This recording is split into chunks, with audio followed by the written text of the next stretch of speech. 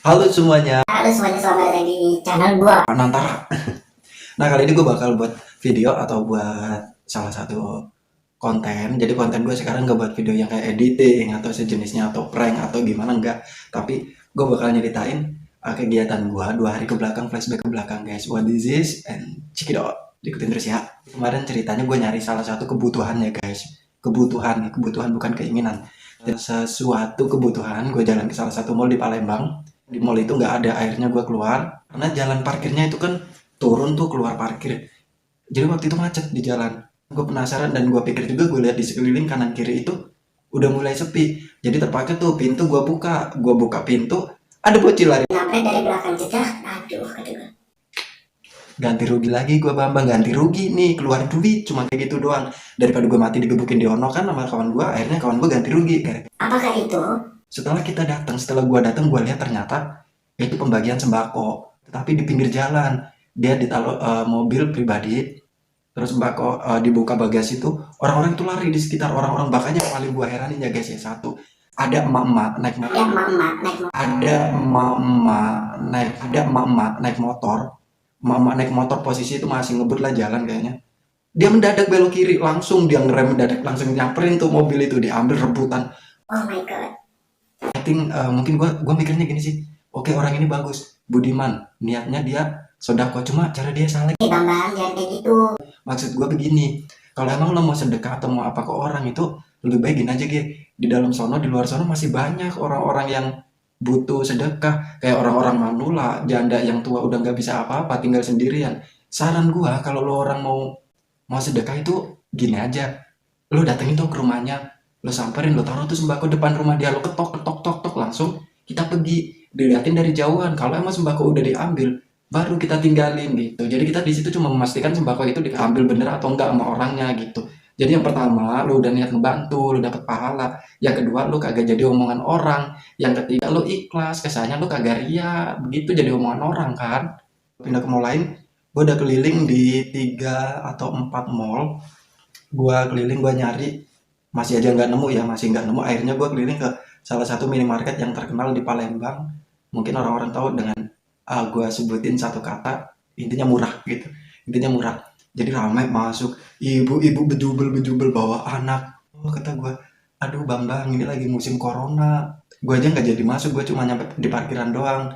Gue ngebayangin, ya Allah di sini nggak ada di penerapan social distancing sama sekali. Masuk orang sana seruduk sini, cuma nyari baju buat baju lebaran guys. Coba lu pikir deh, lebaran, bukannya gue ngelarang orang muslim buat merayakan lebaran, ya gue juga muslim, tapi gue nggak gitu-gitu amat. Di musim pandemi kayak gini malah lari ke sono lari ke sini, lari ke pasar buat nyari baju gitu. Kenapa gue ngomong kayak gini? Karena selesai dari minimarket itu, gue keluar dari parkir, gue nanya sama seorang, Pak, emang nggak takut ya lagi musim corona kayak gini, masuk ke sana masuk ke sini bawa anaknya Pak? Kata dia gini. Sebenarnya corona itu walau alam sih, dari yang di atas. Jadi kena gak kena ya kita yang penting udah usaha. Gue diem, gue ngebatin, ya Allah gimana ya gitu. Terus gue pindah ke suatu tempat nih, gue pindah lagi, gue nanya lagi sama seseorang, malah ada yang ributin gini, masalah peraturan pemerintah lah, terus PSBB lah, terus masalah mall dibuka, masjid ditutup, bandara dibuka. Intinya semua peraturan yang dibuat untuk pencegahan COVID-19 itu kayaknya bertentangan banget gitu. Setelah gue tanya ke mereka, emang tahu nggak artinya kenapa mall harus dibuka, kenapa masjid ditutup, kenapa bandara dibuka, terus kenapa ada PSBB gitu. Dan dia cuma bilang, Intinya itu enggak, intinya buat kita bingung gitu kan. Terus jadi gue di sini cuma mau ngasih tahu aja sih, kenapa mall dibuka. Ini menurut versi gue ya, sorry kalau gue ada salah omong. Kenapa masjid ditutup, kenapa bandara dibuka, dan kenapa harus ada PSBB. Menurut berita yang gue tahu ya, gini deh, mall yang dibuka itu adalah mall yang berjualan sembako. Pernah ke mall kan semuanya, jadi tahu di dalam mall itu ada apa aja. Di dalam mall itu ada bioskop, ada wahana bermain, terus ada kafe, ada dead store, ada supermarket, ada apotik, dan ada tenan-tenan yang lainnya. Dan menurut kawan gua yang kerja di mall, gua tanyain kenapa kok mall buka, dia jawab, iya, mall emang dibuka, tapi yang dibuka itu hanya mall-mall yang berjualan sembako. Kalau emang lu gak percaya, lu bisa masuk ke mall, lu liatin di mall. Kan bedanya mall dibuka dan ditutup kan. Ya setahu gue kalau dibuka ya dibuka, kalau ditutup ya ditutup. Iya, Tapi ditutup, tapi dibuka, gedung kami ditutup. Yang buka hanya mall yang berjualan makanan aja bang, dia bilang gitu.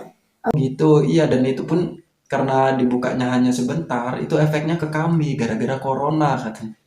Jadi temen gue tuh ada yang kerja 2 bulan ya, karyawan di mall, kerja 2 bulan dia nggak dibayar, nyampe akhirnya dia keluar. Terus ada yang kerja jadwalnya zigzag, kerjanya sehari masuk sehari enggak, sehari masuk sehari enggak. Terus ada juga yang nyampe dirumahkan, posisinya udah karyawan tetap juga loh dia, udah karyawan tetap, udah mengabdi di situ bertahun-tahun, tapi dia nyampe dirumahkan. Itu gara-gara apa? Gara-gara corona.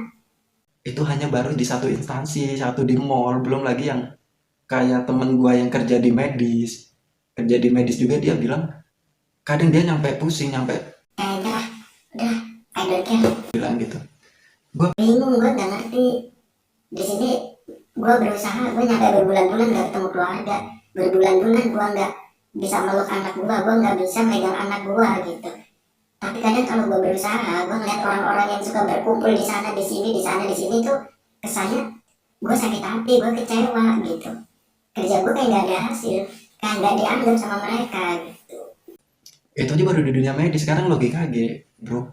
Kalau lu sakit, lu lari kemana? Ke dukun, Lu lari kemana? ke laut. Terus lu kemana? Ke bawah pohon? Lu mau minta jampi-jampi dari mana? Lu mesti pertama lari ke medis. Tapi kalau lu sama orang medis pun kayak gitu, sama orang yang bekerja di bagian medis kayak setengahnya acuh, ya nanti lama-lama mereka males. Coba lu bayangin kalau di dunia ini gak ada medis gimana? Jadi maksud gua, ya gini deh, ayo deh kita lawan bener corona ya dengan apa? Dengan peraturan pemerintah. Kita harus bisa menjaga social distancing, kita harus tahu kenapa instansi kayak mall dibuka, terus kenapa bandara dibuka juga. Gua cari-cari info, ternyata bandara itu dibuka bukan untuk moda penerbangan mudik, tapi itu hanya sebagai transportasi untuk seseorang medis atau spesialis medis yang kayak contohnya mungkin di Pulau Sumatera, di Kalimantan, kan di sana belum ada kayak apa, mungkin mungkin ada sebagian orang spesialis di medis tapi nggak sebanyak kayak yang di Pulau Jawa. Jadi pemerintah membuka penerbangan maskapai untuk keberangkatan mereka gitu, dan mereka pun berangkat juga dengan banyak banyak peraturan, nggak asal-asal berangkat aja kok. Seperti contohnya pengiriman alat-alat nih, pengiriman alat-alat kesehatan kan nggak mungkin dikirim doang kali, dikirim ke sono, dikirim ke sini ke sono. Tapi kalau nggak ada SDM-nya, nggak ada yang bisa menginstalasi, emang gimana? Kalau kita instalasi semua lewat video call, kita salah colok, salah ini, salah itu, yang ada nanti pengobatan pasiennya mati. Nyalain siapa? Pemerintah. Jadi kalau setahu gue ceritain singkatnya kayak gitu guys, masalah bandara. Indonesia masih beruntung loh, kita nggak ada lockdown total. Coba bayangkan kalau kita di lockdown total kayak di Wuhan. Jadi apa coba Indonesia kalau di lockdown total? Kita kayak gini aja gini, masih ribut sono sini rono sini. Ada SBB, oh iya, wah kadang denger orangnya tuh pening. Jujur gue bebel gue kalau denger orang-orang kayak gitu. Makanya kenapa gue buat konten kayak gini? Gue aslinya bebel. Gue mau ngomong ke siapa? Gue mau teriak-teriak juga, yang ada gue dikira orang gila. Makanya gue buat konten beginian. Biar orang itu tahu loh. Mereka itu merasakan, mereka itu ngerti. Apa sih resikonya corona? Apa sih? Corona itu ngerugiin banget guys. Nggak cuma semua tenaga medis yang dirugiin, semua karyawan gua juga ngerasain. Gua awalnya gua bisa nerima gaji utuh, sekarang gua cuma digaji separuh. Apalagi gue di sini merantau coba. Gua nggak ngarepin bantuan dari pemerintah, gua nggak ngarepin dapat sembako dari Bapak RT Bapak RW di sekitar sini. Bukan berarti gue sombong, enggak, cuma gua ngerasa gue masih bersyukur dapat gaji separuh daripada yang diberhentiin total. Tapi gue juga kadang gue mikir, ya Allah kalau orang-orang susah diomongin, gue bakal kayak gini nyampe kapan gitu. Nyampe kapan gue nerima gaji kayak gini. Terus untuk masalah masjid, masjid sebenarnya tidak ditutup total. Kita hanya dianjurkan untuk sholat di rumah.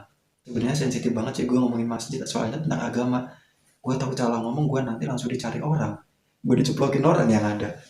Jadi setahu gue ya, gue minta maaf kalau emang omongan gue salah ya untuk masjid. Masjid sebenarnya nggak ditutup total. Kita hanya dianjurkan untuk sholat di rumah. Tahu kan arti kata dilarang dan dianjurkan.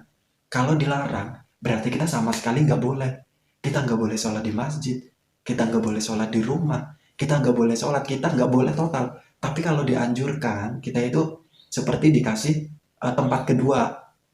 Saya tahu masjid itu emang rumah Allah yang digunakan buat kita sholat berjamaah gitu. Tapi dalam posisi pandemi kayak gini guys, dipikir lagi, masa iya sih kita tetap harus ngumpul, kita sentuhan sana sini. Lagian di TV juga ada ya anjuran kita buat sholat di rumah. Kita nggak salah kok sholat di rumah, yang penting kita sholat itu niat dari hati. Bukan karena kita jalan-jalan ke masjid, kumpul-kumpul kita kelihatan orang sholat, enggak. Kalau selama ini misalkan masjid dibuka buat umum, lo orang nggak ada, nggak pada ngumpul, sekarang masjid ditutup, lo orang langsung berteriak-teriak, ah masjid gak boleh buat sholat, harus sholat di rumah ini tuh ini. Dari kemarin kemana, kagak sholat-sholat, giliran seperti ini digede-gedein. Kasihan yang buat peraturan, mereka itu niatnya bagus. Kita dari bawah-bawahnya yang salah mengartikan gitu. Jadi think smart dong. Ayo kita lawan benar-benar. Kita lawan benar-benar corona. Kita hancurin benar-benar corona. Caranya apa? Oke lah sementara. Kita di rumah aja dulu. Kita ikutin dulu peraturan. Jangan nyampe terulang kayak waktu virus flu burung. virus flu burung pertama orang dibilang itu mereka nurut di lockdown, mereka nurut dia social distancing, mereka nurut. Lama kelamaan mereka mungkin enak ya atau bebel di dalam rumah mulu. Akhirnya mereka menggila, membludak keluar semua. Dan di situ mulailah ada pencemaran atau tertularnya virus flu burung ini itu. Jadi malah di gelombang kedua virus flu burung itu lebih parah. Itu adalah sejarah guys. Sekarang tinggal mikir kita mau belajar dari sejarah atau kita mau mengulang sejarah. Gue ngomong kayak gini karena gue baca ya, gue pernah ngebaca, gue pernah ngeliat. Jadi gue nggak suka sama orang yang menentang keras tanpa sebuah jawaban atau opini yang belum diterima dulu. Langsung dia rame-rame ribut, wah udah langsung kita kumpul aja, nggak usah nih gitu, nggak usah peduli, kita kun fayakun, kita tawakal, kita kena corona ya udah kita pasrah. Ya sekarang kalau lo kena corona, lo ke rumah sakit, lu mati, lu dibungkus pakai plastik, kagak dilayat, dikubur di layaknya kayak binatang pakai kantong kresek. Yang sedih siapa? Keluarga lu.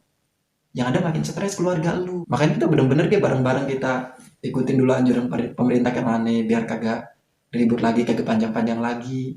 Bukan berarti gue ikut campur urusan orang, tapi setelah gue tanya ke mereka emang tahu nggak artinya ini. Mereka jawab nggak tahu. Ya mereka tetap jawab, tapi intinya mereka nggak tahu gitu. Apalagi nyampe gue lihat juga ada seseorang buat status di media sosial di Facebook nyampe ngomong, gue lebih sedih kalau gue nggak punya baju lebaran ketimbang gue takut sama corona. Untuk masalah tenaga medis itu urusan kalian mau takut atau enggak. Nyampe buat istilah-istilah terserah Indonesia. Gue ngebaca cuma nulis dada doang, ya Allah astagfirullahaladzim kata gue. Dan setelah berapa hari pun dia langsung disamperin oleh pihak yang berlanjut, entah apa bagaimana diprosesnya seperti apa. Ya kalau emang lo punya asumsi pribadi, tolong jangan terlalu disebarluaskan ke media. Kalau emang asumsi lo itu bisa mengundang atau bisa menggiring netizen-netizen yang lebih galak dan lebih strong dari lo, ujung-ujungnya malunya di lo sendiri gitu. Kalau emang lo mau kena corona, lo nggak takut lo ngerasa ngelawan corona, ya udah lo aja yang kena, jangan orang lain, jangan ngajakin orang-orang lain gitu. Lo mau mati aja sendiri, jangan ngajakin yang lain ya. Nih lah buat wong-wong Palembang, wong gitu galo, aku lah tahu caranya wong Palembang ini dah ada nian wong yang lolok nian atau wong yang buyan. Galo-galonya wong Palembang ini pinter-pinter galo. Jadi kalau lah ada anjuran atau omongan dari pemerintah, dah usah lah ngumpul-ngumpul, udah usah nongki-nongki, udah usah kesini ke situ. Kalau lah ada nian kebutuhan, bukan keinginan ya, kebutuhan. Jadi payulah galo-galonya sama wong-wongnya. Jadi ya cak inilah ngerti bae lah, sama-sama ngerti wong-wong lah begawi di mall juga lah butuh duit kan. Ada puluh wong medis-medis ya pengen balik nian ketemu kumpul sama family. Jadi ya sadar bae lah payu, sadar galau. Jadi ini semua butuh kerjasama, nggak bisa cuma buat satu orang dua orang tapi semua. Mungkin pemerintah kalau bisa teriak ya dia udah teriak karena dia ngerasa menggerakkan banyak kepala itu susah. Jadi kesadaran diri dari kita seperti apa baiknya, dan percayalah semua pasti akan indah pada waktunya. Sorry kalau gue buat kayak gini, gue bingung mau cerita sama siapa. Akhirnya gue buat cerita di sini aja dan gue posting nanti di YouTube gue. Oke, thanks ya, mungkin cuma ini doang yang gue ngomongin. Yang pertama intinya gue cerita dari gue. Yang pertama buat para donatur yang budiman, kalau emang mau ngasih sembako atau bantuan ke seseorang itu lebih baik diberikan dengan cara yang benar dan sasaran yang tepat. Jangan diberikan di pinggir jalan. Jadi orang-orang yang masih bisa jalan-jalan, masih bisa lari-lari itu mereka masih bisa mencari rezeki. Lebih baik diberikan kepada orang-orang yang sudah lanjut usia, manula dan yang lain-lain itu. Terus yang kedua, lebih mengerti apa itu peraturan yang dianjurkan. Kayak mall dibuka, masjid itu ditutup sementara. Terus kayak apa namanya? Bandara, PSBB dan lain-lain. Kita belajar mencerna sebuah kepahitan kalau emang menurut kita itu pahit. Jadi suatu saat pasti kita bakal merasakan manisnya juga kok. Oke, thanks ya buat semuanya. Gue ending dulu semuanya. Terima kasih dan bye-bye. Salam sejahtera. Semoga kita sehat selalu dan dilindungi oleh Allah dan diberikan keselamatan dan diberikan kesehatan, diberikan kelancaran rezekinya sampai kita bisa menghilangkan corona ini bersama-sama. Bye-bye.